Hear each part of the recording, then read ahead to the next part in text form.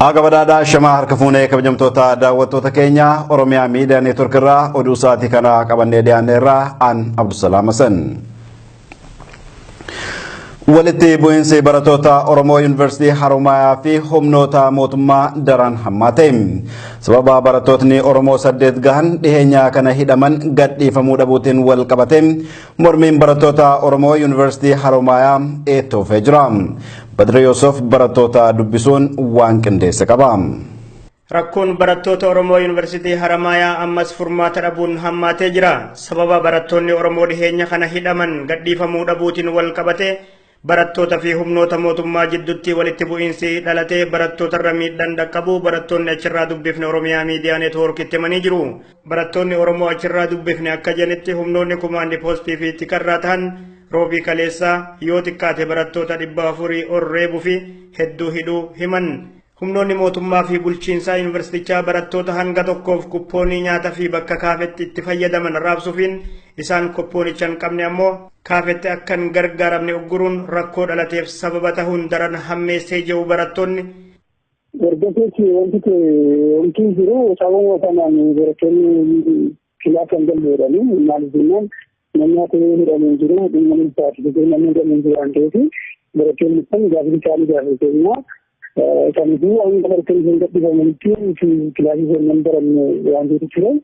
San booda namni kilaasa seene kuppoon waan jedhamu tokko kennanii isa malee isa yoo qabatte malee kaaffee hin fayyadamtu waan jedhu nyaata dhorkanii kirgaan balbala kaaffee dhaabbatee kaaffee mooraa guddaatti kaaffee lamaan bira dhaabbate. Kuppoonicha akkanatti fakkaatetti manajimentii dandaatu waan tokko dipaartimentiin kennama. Dipaartimentiin kennama. Ijoolleen kilaasa seenan dipaartimentiin akkuma isaan kilaasii seenaniin fuudhee kennaa fi namni seenuutti gargaaree ijoolleen muraasatti deemee keessatti maaliif nyaata malee gachuu jira kennuun gaamu. Akka kan jiru beekamu barataadha barataan hin qabu. Kan jiru sodaarra waan ta'e barattoonni tokko dhaqannaa jiraatee jira. Isaan kun jalqaba irra seenanii jiran achi godhamanii dhaabbatee san booda barataa eegalanii achiin barataan kaaffeen seenaa san booda barataa eegalanii akka carraa kaleeroo yoo baadure barattoota hedduun yaadanii tumaatanii namitti galatanii kunneen kan ciccoobe jira walirra tokko ciccoobe jira kan isaan dhaanii ciccoobe jira amman tanallee barattoonni hedduun mana yaalaa kan jiran jiru kan hidhamanii jiru waan ta'eef kan hidhamanii wayita kaleessa humnoota mootummaa fi barattoota jidduutti walitti bu'iinsi dhalatetti humnoota mootummaatiin barattoonni hedduun miidhamuu fi baay'ina namootarraa hanqa'e ammoo isaan kun walirra kufuun namoonni hedduunis qaamaa miidhamuu barattoonni achirraa dubbifne nutti himan. Barattoonni Oromoo Yuunivarsiitii Haromayaa barattoonni Oromoo 8 gahan kanneen dhiheenya kana hidhaman hanga gad lakkifamanitti barumsa kan ittiin fufne ta'uu ejjennoo isaanitti cichanii jiru. Barattoonni hidhaman sunis manneen hidhaa magaalota Hararii fi Dirree Dhawaatti hidhamuun mana murtiitti osoo hin dhiheeffamin barattoota Oromoo Yuunivarsiitii Haromayaa akka malee dallansiisuun mormitti akka seenan isaan taasise. Barattoonni Oromoo Yuunivarsiitii Haromayaa irraa dubbifne akka jedhanitti rakkoon kun osoo sadarkaa kanan gahin qaamota dhimmi ilaallatu maratti iyyinee nama nu dhagahuu dhabnee jechuun komatan. Humnoonni mootummaa kanneen akka tikaa kumaandi poostiif agaazii jedhaman waliin qindaa'uun miidhaa kana geessisaa akka jiran himatan barattoonni. Kan qabaman immoo akka barataan jiran galgalamleen yeroo deemanii kan qabaman deemaa ta'anii kan qabaman kan dhiisan nyaatallee hin beekne saddisa barattoonni hedduun mana yaalaa mooraa jiru. Warri akkasii godhan kumaandi poostidha. Ajajjoota kumaandi poostii baay'inaan kan daldalaa jechuu waan ta'eef darbees warri iskuulii daldallee waan kana harka keessaa qabu. Warra kumaandi poostii baay'inaan qabaatan godhu darbees naannoo daldalatti agaaziin hidhamni guutuudhaan naannoo dallaa marsee ture karaa alaatirra barataan alallee jedhamuun baay'ee gadaatti ta'e dalloota ture dallaa immoo dallaatti gadeeranii geessu hunda yaasanii roobaa turan hanga galgalatti sodaatu ture har'a ilaallaa doorni cabsan doorni tokko hin jiru galgalli doorni tokko hin jiru cabsaa ture. Akka gaariitti gamtaan barataa barata bakka bu'ee jira atirintiin wantoonni sun afaaniin gaafatanii ture. Inni keenya waliidhaa waan deemu qabnu nuti dallanuu inni ittiin qabu kanaaf wantoota bishaan waan ta'eef wanti jedhamu jiru waan akkasii waan jiru darbees qaamni waan kan itti meekanizimii jiru isaati amma kan itti galaa naajii namoota deemaan alaa formaata wal jiru wanti salphaan ture ta'aa barattoota gadhiisan ta'eeti barnoota wanta adda dhaabamu hin jiru akkuma keenya aadaa fi abbaan isaanii keenya barachuu erganii isaan achitti qabaman itti barachuun hin danda'amu waan jiru keenya hanga ammaa dhaabbataa jiru kaampaasii dandejeetii ispeeshinilleen Chakalerra akkasiin litti namaa ture ammas ittiin namaan jira amma nama siyaasii isaanii erga muummichi ministeera haaraan Dr. Abiyyi Ahmad gara taayitatti dhufanii asis rakkoon Oromiyaa keessaa waan bifa geeddaratiin fakkaatu ajjechaan magaalaa Qobboo keessatti dubartii ulfaa aadde Ayyaantuu Muhammad Shaanqorratti raawwatame hidhaanii fi dararaan dur ture kan itti fufe tahuu mul'isaa jechuun uummanni Oromoo bakkoota garagararraa komii qabu ibsaa jira. Lammiileen Oromoo shira diinaan buqqifamanii magaalota garaagaraa qubsiifaman rakkoodhaaf saaxilamne irra jiran. Godina addaa Oromiyaa naannoo Finfinnee magaalaa Sabbataatti lammiileen Oromoo naannoo Somaalee irraa buqqifamuun magaalatti qubsiifaman rakkoo beelaa fi dheebuudhaaf saaxilamuu Oromiyaa Miidiyaa Neetworkitti himan. Akka namni nuti dubbifne yaada Oromiyaa Miidiyaa Neetworkiif kennetti lammiileen Oromoo dabaa jeneraalotaa wayyaaneen qeefii qabeenyaa keenyarraa buqqifamne erga magaalaa Sabbataa qubsiifamne ji'a tokko ta'us nyaataa fi dhugaatii osoo hin argatin guyyaa 15 lakkoofsisneerra. Dargaggootni naannoo Somaalee irraa buqqifamuun rakkoo beelaa fi dheebuu isaan mudatee jiru ibsachuuf bulchiinsa magaalaa deemanis deebii hin arganne. Ummata rakkoo beelaa fi dheebuun miidhamaa jiran kan rakkoo isaan mudatee isaanitti himachuuf bulchiinsa magaalaa Sabbataa deeman erga isaan komii isaanii ibsatanii manatti deebi'aniin booda poolisota Oromiyaa fi federaalaan hordofamanii to'atamuu kan hime. Namni nuti dubbifne kun lammiileen deemanii komii isaanii himatan 20 ol ta'an mana hidhaatti darbatamaniiru.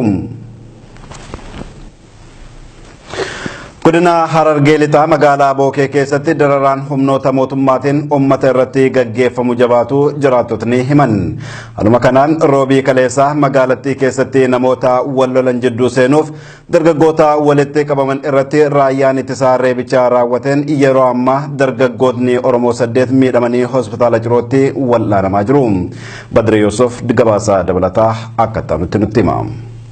Godina Harargee lixaa magaalaa Bookee keessatti dargaggoonni Oromoo hedduun reebicha humnoonni raayyaa ittisa wayyaanirraan gahaniin miidhamanii yeroo ammaa hospitaala Cirootti wal'aanamaa akka jiran maddeen gabaasan. Humnoonni raayyaa ittisa wayyaanee sababa namoota wal lolan adda baasuuf dargaggoota walitti qabaman irratti tarkaanfii ulee tumuu fudhataniin magaalaa Bookee keessatti miidhaa geessisuu jiraattonni himan.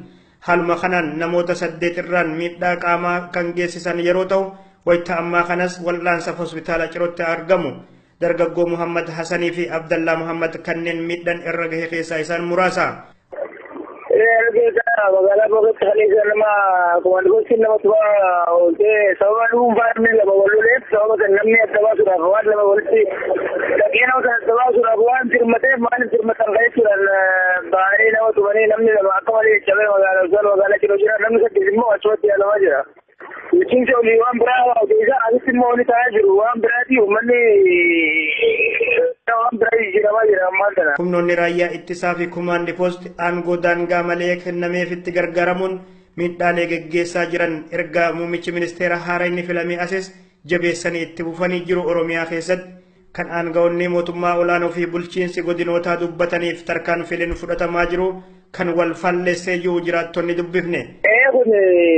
Nuti yeroo kannaa fi jaamee zaamaan tokko ni gammadaa tokko immoo ni aarsaa wanni kun waan hanga akkam tokko taafi akka haasaan haasoo waan tokko nama gammachiisu miti waan ilmi namaa manni Oromoo isaa kana miidhaa waggaa 125 ol irra ture waan ta'eef yoo kolti kaate hojii xiqqaatullee jalaa mul'achuu qabdu biyyaarraa sa'aatirraa sagandaa hojii mul'achuu qabu namni yookaan taa'ee afaan gaggaarii afaan deema dibatee hawaasaa lamni Bali sampai asitti alega asitti dhaqee naannoo Somaaliitti dhaqee amboo dhaqee ni jira engadammo waraabama isaanii isaanoo garamu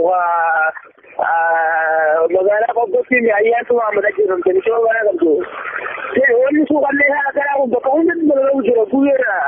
Kanaaf wanni kun yeroo muraasa akkuma kallattiin gubbara haamtee dhiqaa jira amma barbaadnu wada kaa'u kan ta'ee haalistee qabxaa'uun waan waan qabu gahuuti maqaa Oromoodhaa jedhanii. Kun hin dhaabbatu yoo ta'e hariiroo mootummaa fi uummataa bakka duritti deebisuu akka danda'ullee akeekkachiisan. Dararaan uummata irratti geggeeffamaa jiru akka dhaabbatuuf yoo gaafatame ni sirrataa obsaa jechaa jiru. Hanga yoomitti obsinaa jiru jiraattonni erga Dr. Abiyyi Ahmad filatamanii rakkooleen duraan turan itti fufuun isaanii ammoo nu yaaddessee jiru jiraattonni godina Harargee lixarraa dubbifne. Oromoon aangoo olaanaa qabatee jira jechuun ololli geggeeffamaa jirus kan itti amanamu rakkoon humnoonni mootummaa uummata irratti raawwataa turaniif jiran yoo dhaabbate qofaa jechuun ejjennoo isaanii ibsan jiraattonni godina Harargee lixarraa dubbifne. Sirni wayyaanee godina Gujii magaalota sabaa fi sablammootni garaagaraa keessatti argamanitti shira uumuun jiraattota walitti buusaa jiru. Bakkoota tokko tokkottis bu'aa shiraa kanaatiin walitti bu'iinsi dhalachuu maddeen addeessaniiru. Osmaan Abdullateef. Imaamata qoqqoodanii bituu kan hordofu sirni wayyaanee godina Gujii magaalaa sabaa fi sablammoonni garaagaraa keessatti argamanitti shira uumuun nagaya booreessee jiraattota walitti buusuuf shaakalaa jiraachuun dhagahame. Yeroo uummanni Oromoo fi saboonni biroo naannichatti tokkummaa uumuun sirna kana barbadeessuuf itti deemaa jiranitti sirni wayyaanee tooftaa dullacha kaleessaa itti hongawaa bahe ammaas irra deebisuuf dhamahuu jiraattonni dubbatan. Bakkoota tokko tokkottis sababa shira diinaa kanaatiin walitti bu'iinsi dhalachuun beekame. Shirri saboota addaan qoqqooduu kun magaalaa guddittii godinaa tan taate nageellee fi gandoota ollaa bulchiinsa naannoo uummattoota kibbaatti kan babal'ataa jiru ta'uu maddeen ifoomsan. Namoota damee isaanii sabasaasa ta'anii isaanii fi hojjetan biyyee gadhiisee turuun isaa akkasuma hin jechuudha. Warra kanatti ammaaf hin amanne ammoo diinaadha jedhanii farrajanii gara farrajaatiin isaan itti deemuu jiran. Akkasumas ammallee tokkummaa sila fakkeenyaa fi uummatiin akka Oromoo naannoo tanaatti fakkeenya akka garriifaa gurraafaa isaan kana amma dhaloota isaanii beeksisanii namni tokko namni hubatu gar tokkummaa deebisi isaan tallee akka isaan gargari fagaataniif waan kana dalaguu jiranii. Nuti namni hedduulleen akkasumas uummatillee baay'een isaanii akkaataan isaan ittiin hubachuu jiranii namunkeen kan ilaalchi isaanii gargari qoodanii booda waliin dhaananii warra kana humni isaanii waliin fixanii akka sirni isaanii keessaniif hojjetan hojjechuu jiranii isaan kanatti hubatamaa akkasumas ummati Oromoo ammaan tan kallattii taanaanii ummati tokkummaa argisiisee jira tokkummaa uumamte tan amma ilaalcha gargaraatiin qoodanii mata waliin dhaanuuf sirnichi warra turfachuu fi waan kan hojjechuu adii kan jedhu akkanatti hubachuu jira. Akka namni garasii dubbifne addeessutti mootummaan wayyaanee saba garrii fi gurraa waliin dhahuun akkasuma uummata Oromoo irratti duulchisuun umrii sirna isaa dheeressuuf kan itti dhimma bahaa jiru ta'uu himan. Walitti bu'iinsi saboota jidduutti gaggeeffamu hegeree biyya teenyaatiif kallattii gaarii waan hin ta'iniif shira diinaan gaggeeffamu kana uummanni itti dammaquun akka irra jiraatus namni dubbifne kun dhaammata. Uummanni biyyattii rakkoon kamilleen yoo dhalates aadaa manguddummaan taa'ee furachuu akka qabuu fi tooftaa qoqqoodanii bituu wayyaanonni adeemsisanitti dammaquun gamtaan akka fashalsanis sabboontonni Oromoo dhaaman. Godina Baaleetti daandiin konkolaataa magaalaa Roobeerraa gara Gindhiir geessu manca'uun jiraattotni tajaajila geejjibaa dhabanii rakkachaa akka jiran dubbatan. Sababa riqichi tokko moofee jigeen rakkoo hamaaf saaxilamne irra jedhu jiraattotni. Osmaan Baayyoo dabalata qaba.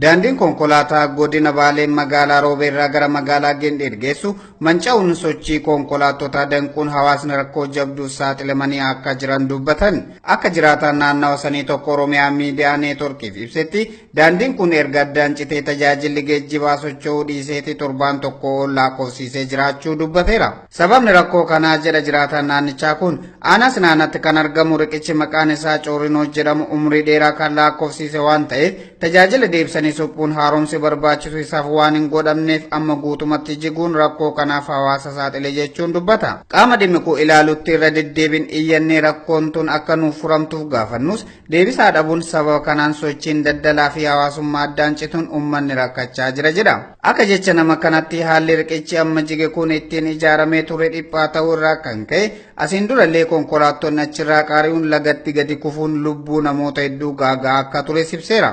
Karaan rooberraa Jimeeriiti gaafa dhageessu naannoo Qorino sanatti fidee jira. Karaan jijjiirraan biraan hin jiru. Uummanni hedduu rakkataa jira. Ammatti namni sirreessaa jira hin jiru. Riqicha Qorino jedhama. Riqicha biqite. Illeen Qorino aanaa Sinaanaa jalatti argama. Sababaa riqicha sanii sochiin hin danda'amne. Sochiin gara tokko hin danda'amu. Riqichi baay'ee ture jira. Riqichi dullummaarraa dulloomee ciccite. Seenjirallee yeroo hedduu riqichi kun ishuu isiitii konkolaataan hedduu keessatti karaa konkolaataan keessatti asiin duratti nama torbaa sadii ture. Tajaajilli uummanni guutumaan guututti addaan citee jira, addaan dhaabatee jira.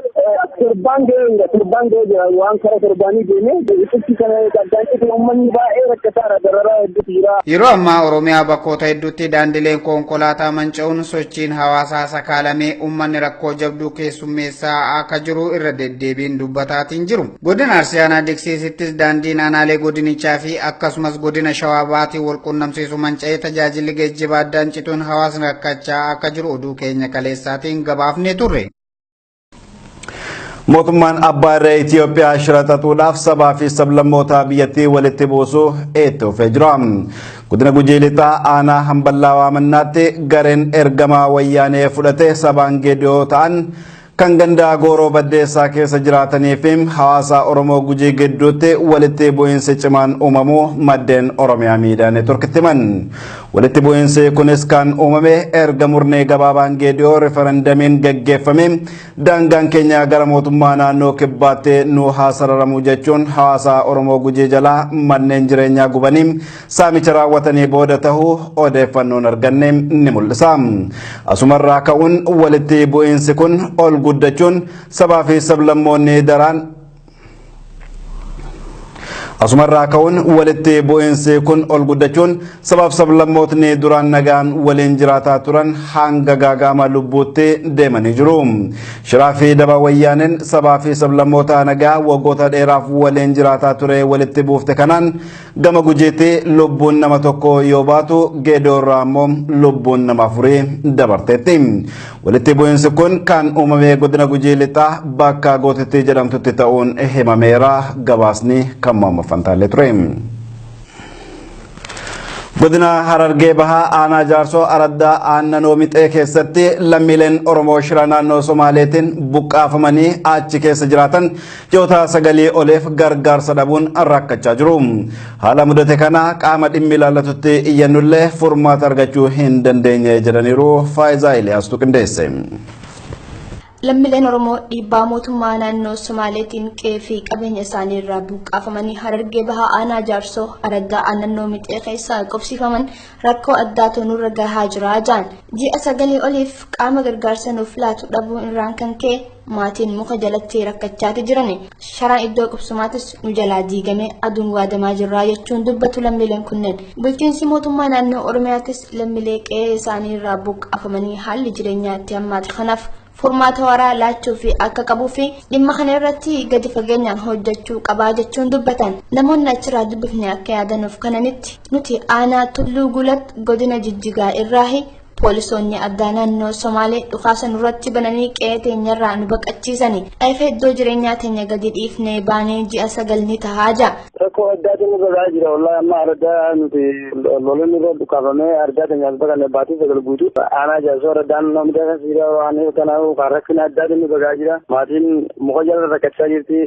Amma isin of najaanii magaalaa fidaniiti bakka iddoo duraan sharaatti qillaawameef sharaa buqqaafnee magaalaa finnee bakka biiroo buufata bira kanatti namni gidaara jala jira qabbaanii qorrasaa jira waan kana ta'eef guyyaa 2 booda ifadhaa jaaniiti isaanii kan makanaan dhufe makanaa irraanis nama buusanii rakkoo addaati wallaan maatii irra gahaa jira gargaarsa addaati harkachaa jirtu amma waraana nuti Soomaalii walakkaadha jirra akkamitti Oromoon wali bu'isa uummanni Oromootiif uummanni Soomaalii daangaadha wali bu'anii jechaaya uummanni kun Oromoodhaa jaanii aanaa Tulluu Gulat godina Jijjigaa jala nuti Soomaalii walakkaadha jirra artitti dhukaasni nurra banameetu akka ta'e baqannee aanaa Jaarsoo akkatti dhufne. Haala ulfaataa kana irra aanuudhaaf hin dandeenye iddoon qubsumaa nuti amma jirrus mijataa ta'uu dhabuurraan kan ka'e lammiileen hedduun mana namaa jalatti mataa qabachuudhaan haala ulfaataa keessummeessaati jirraa jechuun dubbata. Namni kun dabalataan akka himutti baqattoonni kunneen aanaa jaarsoo araddaa naannoo mixee keessaa qubsiifamanii turani.